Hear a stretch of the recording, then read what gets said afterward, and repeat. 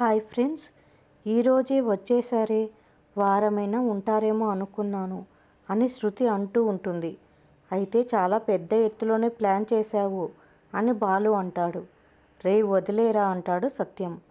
నువ్వు దోమల స్ప్రే కొట్టావు కదా, మామయ్య గారికి అందుకే సీరియస్ అయింది అని మీనా శృతితో అంటుంది. అలా కాదు నాన్న, నువ్వు నా రూమ్లో పడుకో, అక్కడైతే ఎవరు స్ప్రే చెయ్యరు.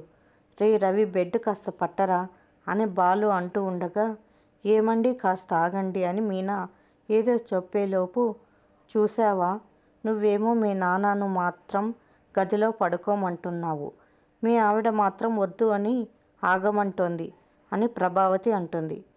నాకు నోరుంది, ఏమైనా మాట్లాడగలను, నేను మనిషినే అత్తయ్య, మంచి చెడు నాకు తెలుసు అని మీనా అంటుంది.